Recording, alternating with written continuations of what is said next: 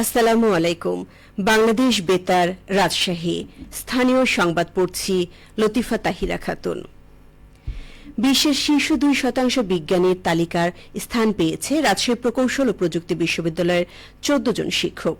যুক্তরাষ্ট্রের স্ট্যানফোর্ড বিশ্ববিদ্যালয় ও এলসেভিয়ার যৌথভাবে প্রকাশিত এই তালিকায় গবেষণা আউটপুট, সাইটেশন, এইজ ইন্ডেক্স সহ বিভিন্ন মানদণ্ডে মূল্যায়ন করে বিশ্বসেরা গবেষকদের অন্তর্ভুক্ত করা হয়েছে।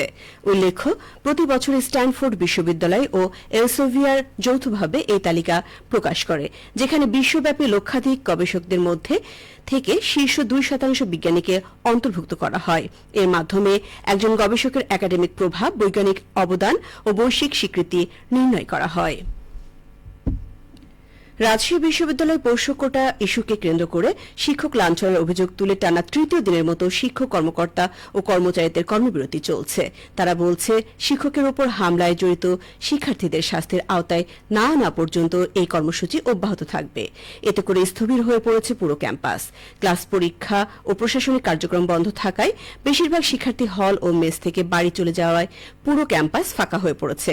বিশ্ববিদ্যালয়ের ফোকলোর বিভাগের চেয়ারম্যান প্রফেসর ড জাহাঙ্গীর হোসেন বলেন, শিক্ষক লাঞ্ছনাকারী সন্ত্রাসীদের ছাত্রত্ব বাতিল করে আইনগত ব্যবস্থা না নেওয়া পর্যন্ত এই কর্মসূচি চলবে। এদিকে শিক্ষক কর্মকর্তা ও কর্মচারীদের ডাকা কমপ্লিট শাটডাউনের কারণে ক্যাম্পাস স্থবির হয়ে পড়ায় রাকসু নির্বাচন 25 সেপ্টেম্বর থেকে 21 দিন পিছিয়ে 16 অক্টোবর নির্বাচনের ঘোষণা দিয়েছে নির্বাচন কমিশন। রাকসুর প্রধান নির্বাচন কমিশনার অধ্যাপক ড এফ নজরুল ইসলাম বিষয়টি নিশ্চিত করেছেন।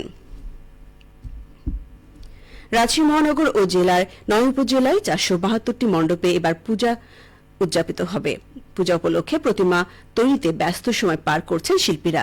শেষ মুহূর্তে চলছে শিল্পীদের মনের মাধুরী মিশে রঙের কাজ। এবছর শারদীয় দুর্গাপূজা উপলক্ষে রাজশাহী 472 পূজা মণ্ডপে বিতরণের জন্য 236 টন চাল বরাদ্দ দিয়েছে সরকার। রাজশাহী জেলা ত্রাণ ও পুনর্বাসন কর্মকর্তা মোহাম্মদ আব্দুল হাই সরকার এই তথ্য নিশ্চিত করেন। তিনি বলেন, রাজশাহী মহানগর এলাকায় 80টি ও 9 উপজেলায় 392টি পূজা মণ্ডপের প্রত্যেকটির জন্য 500 কেজি করে মোট 236 টন চাল বরাদ্দ দেওয়া হয়েছে। জেলা ত্রাণ ও পুনর্বাসন কর্মকর্তা আরও বলেন, সুষ্ঠু সুন্দরভাবে পূজা উদযাপন করার জন্য সরকারের পক্ষ থেকে যে চাল বরাদ্দ করা হয়েছে তা দ্রুতই পৌঁছে দেওয়া হবে। এবছর হিন্দু ধর্মাবলম্বীরা যাতে ভালোভাবে পূজা উদযাপন করতে পারে তার সব ব্যবস্থা গ্রহণ করেছে সরকার। রাজশাহী মেট্রোপলিটন পুলিশের মুখপাত্র অতিরিক্ত উপ police commissioner Gaziur Rahman PPM বলেন, দুর্গোৎসব যাতে নির্বিঘ্নে উদযাপিত হয় সে ব্যাপারে যাবতীয় পদক্ষেপ গ্রহণ করা হয়েছে। পর্যাপ্ত নিরাপত্তা ব্যবস্থা গ্রহণ করা হবে। পোশাকধারী পুলিশের পাশাপাশি সাদা পোশাকে পুলিশ দায়িত্ব পালন করবে। আশা করা যাচ্ছে নিরাপত্তা ব্যবস্থায় কোনো ঘাটতি থাকবে না। ভোক্তাদের অধিকার রক্ষায় consumers association of Bangladesh Pabna জেলা শাখার উদ্যোগে স্কুল শিক্ষার্থীদের সঙ্গে সচেতনতামূলক মতবিনিময় সভা অনুষ্ঠিত হয়েছে। আজ দুপুরে পাবনা সরকারি টেকনিক্যাল স্কুল ও কলেজের সেমিনার কক্ষে এই মতবিনিময় সভা অনুষ্ঠিত হয়।